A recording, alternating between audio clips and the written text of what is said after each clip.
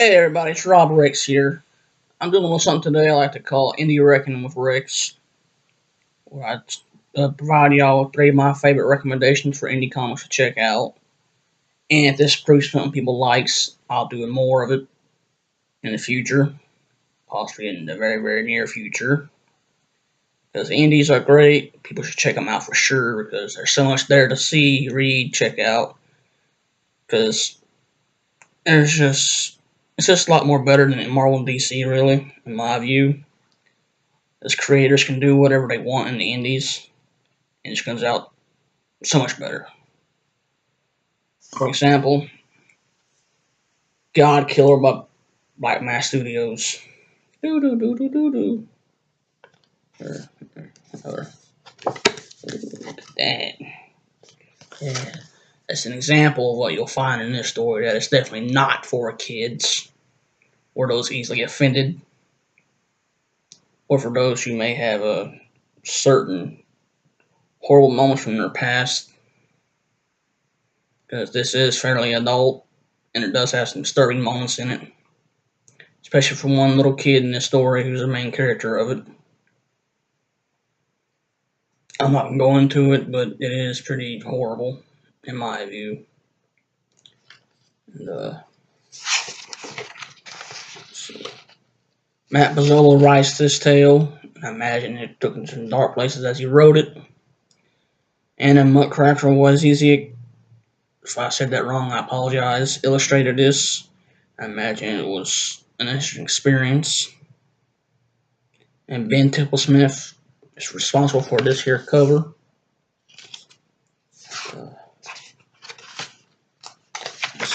Here's an example of the art by Anna. Kind of like a grunginess in a way.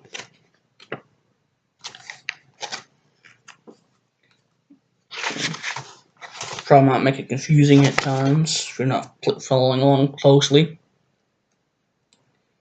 And chances are, if you're familiar with the Ultimate Spider-Man story, Death of Spider-Man, a group on YouTube took that and animated it.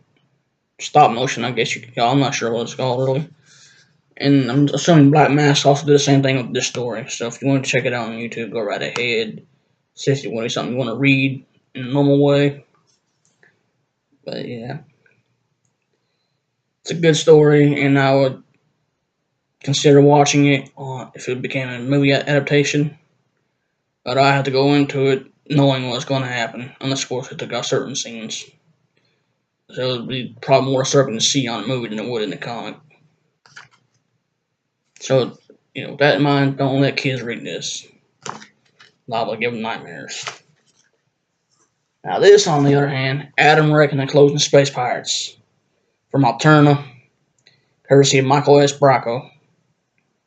Came across this a few years back, and enjoyed the heck out of it, and it's perfect for kids. The whole family really could be a great bonding experience to have, especially if you're the kind of kid who's been going through a rough transition from being moved from all you know from before as you go from somewhere else. Of course, I doubt any of y'all ever had to deal with space travel, finding new things.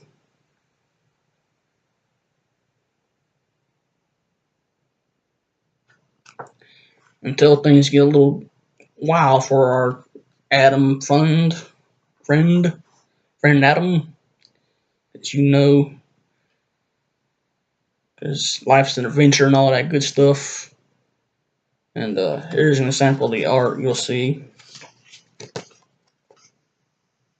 It's like a mix of orange, white, and black. It's pretty interesting to see for me, really. It's a nice mix. And I'm really hoping we'll get a second edition to this, see what's all happened since the first events of this story. See what all Adam's been up to ever since then. Maybe he's met some more aliens. Maybe he's met this goat-like friend. That guy right there, if you can see him. He's kind of grumpy, all things considered, but in the end, Adam wins him over, in my view, from what I remember. Yeah. If you haven't yet, go check out alternate titles. They got some great stuff to check out. They've also got a comic adaptation. They got put into a movie called The Chair, starring Roddy Piper. So definitely check that out for sure if you're a fan of Roddy Piper. R.I.P. Roddy.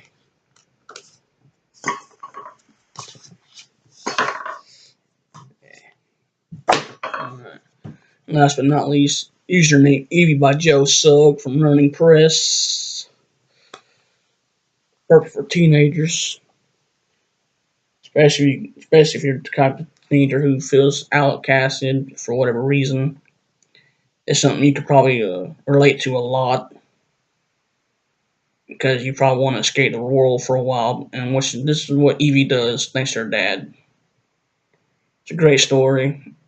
Got some great growth, not just for Evie, but for teenage tormentor, fellow teenager who likes teenage tormentor. Sorry for my words. I try to speak, but yeah, whatever. We're not going there. Yeah. I love the heck out of this. Minnie Larkin, who works on the speech bubbles and stuff for this, introduced me to the story. I'm thankful she did, because I enjoyed it greatly. Joe Sugg, from my understanding, is a YouTuber. So if you're thinking it's the same Joe Sugg you might think you're thinking of, then it probably is. Emmerich Birdie, he helped create the art for this. Matt Wyman helped create a gripping narrative for it. And here's a bit of the art for you.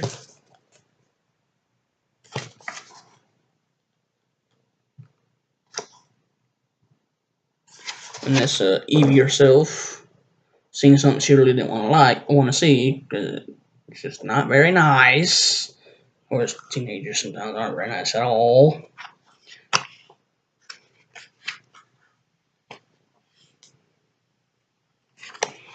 And like I said, in my view, it's perfect for teenagers.